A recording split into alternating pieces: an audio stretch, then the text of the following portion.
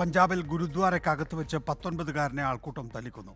മതനിന്ദ ആരോപിച്ചാണ് ഭക്ഷേഷ് സിംഗ് എന്ന യുവാവിനെ ഫിറോസ്പൂരിൽ ആൾക്കൂട്ടം കൊലപ്പെടുത്തിയത്. സിഖുകാരുടെ വിശുദ്ധ ഗ്രന്ഥം ഗുരുഗ്രന്ഥ സാഹിബിനെ അപമാനിച്ചു എന്നാരോപിച്ചായിരുന്നു ആക്രമണം.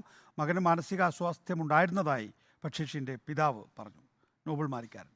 നോബിൾ, വളരെ ദാരുണമായ സംഭവം, വിശദാംശങ്ങൾ. നികേഷ്, ഈ ക്രൂരതയുടെ വാർത്ത വരുന്നത് പഞ്ചാബിലെ ഫിറോസ്പൂരിൽ നിന്നാണ്. ഗുരുദ്വാരയ്ക്ക് അകത്ത് വെച്ചാണ് ഈ ആൾക്കൂട്ട ആക്രമണം ഉണ്ടായത് എന്നും ഏറ്റവും പ്രധാനപ്പെട്ടതാണ്.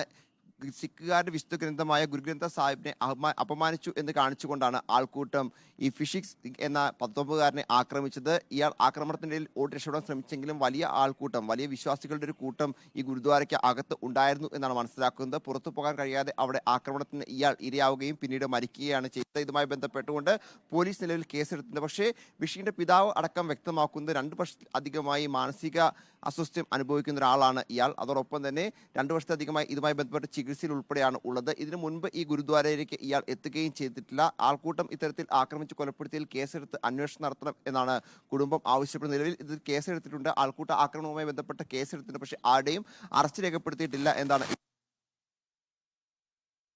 പ്രത്യേകിച്ച് ഗ്രന്ഥത്തെ ബന്ധപ്പെട്ടുകൊണ്ട് പെട്ടെന്നുണ്ടായ ഒരു വികാരവും അതോടൊപ്പം തന്നെ പെട്ടെന്നുണ്ടായ അത്തരത്തിലുള്ള ആക്രമണവുമാണ് ഇത്തരത്തിൽ കൊലപാതകത്തിലേക്കും അത്തരത്തിൽ ആ സംഭവത്തിലേക്ക് അറിയിക്കുകയും ചെയ്യുന്നത്. നികേഷ്.